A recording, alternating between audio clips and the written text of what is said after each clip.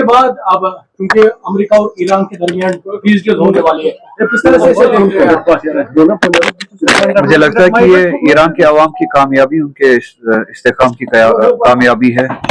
Istiklal के साथ उन्होंने जिस तरह से अपने हकूक के लिए अपना दिफा किया, अपने मुल्क का दिफा किया और साम्राज्यत के सामने झुके नहीं, इंपेरियलिज्म के सामने झुके नहीं, कैपिटलिस्ट पावर्स के सामने झुके नहीं।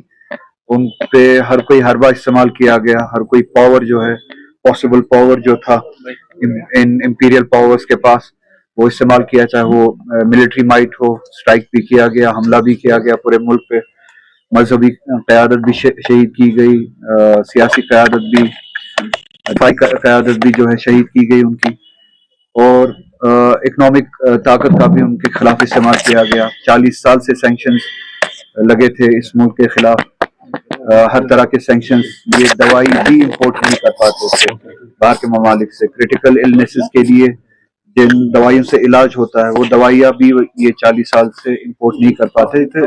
इस तरह की सैंक्शंस थी इस मुल्क के खिलाफ। उसके बावजूद भी इन्होंने फ़लस्तीन के हवाले से जो उसूली तौर एक स्टैंड लिया था, मुल्क की एक फॉरेन पॉलिसी थी कि फ़लस्तीन और फ़लस्तीन के अवाम की हिमायत करेंगे, हर तरह से हिमायत करेंगे, फ़लस्तीन के मसले से ये अपना हाथ नहीं उठाएंगे।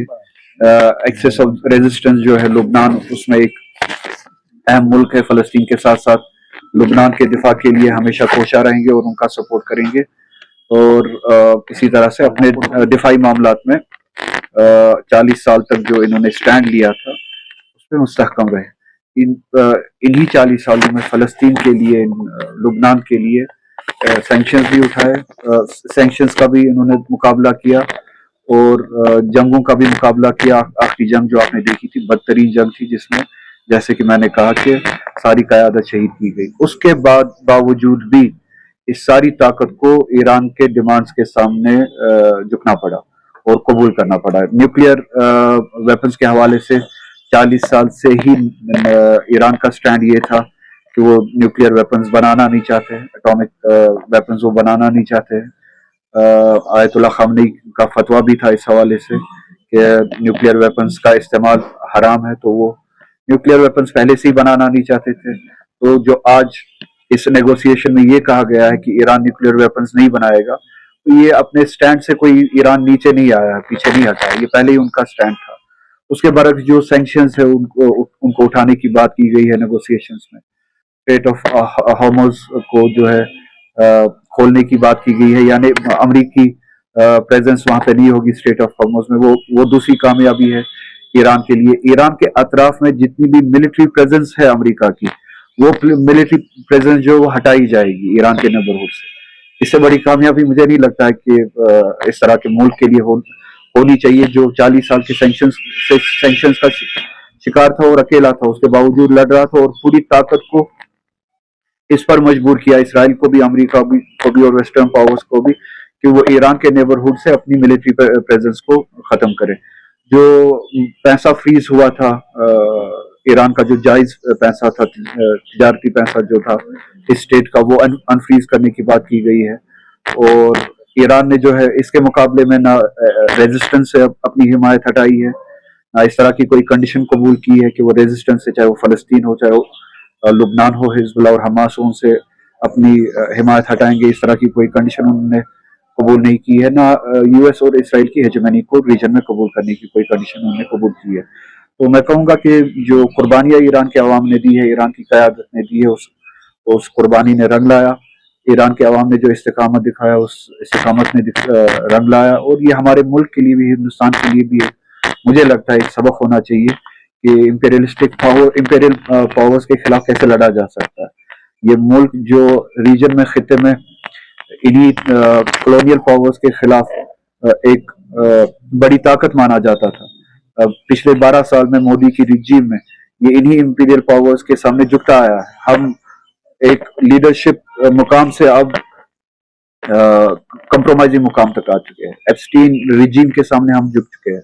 जहाँ पे यह हमें कहते हैं कि तेल बेचे, वहां पे तेल बेचते, तेल खरीदे वहां से तेल खरीदते, जहां से कहते हैं कि तेल ना खरीदे वहां से तेल नहीं खरीदते। हमारे अतराफ में जो कल का ही आपके सामने मिसाल होगी, एक शिप पे हमला किया हिंदुस्तानी जिसमें क्रू था, उनको कत्ल किया गया और बेगुनाह कत्ल किया गया, मगर हम उसके खिलाफ बात भी नहीं कर पाए।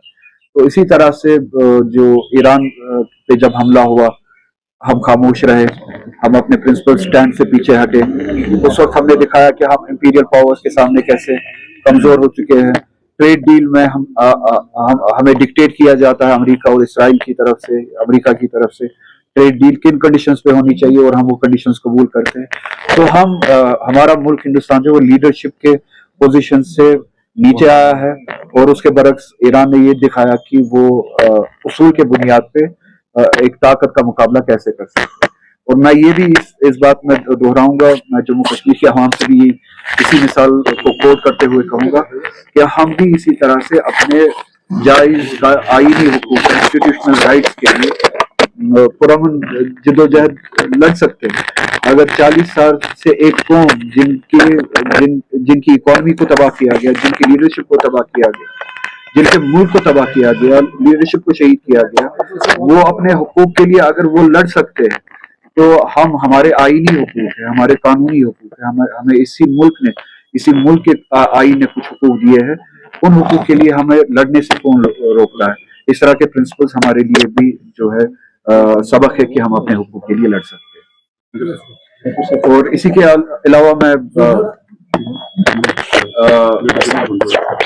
अलावा मैं उस पार जो हमारे जम्मू कश्मीर के लोग हैं, मैन ऑफ कंट्रोल के उस पार जिनके साथ ज्यादतियां हो रही है, मेरी यही उम्मीद होगी कि वो ज्यादतियां जल्द अज जल्द खत्म हो।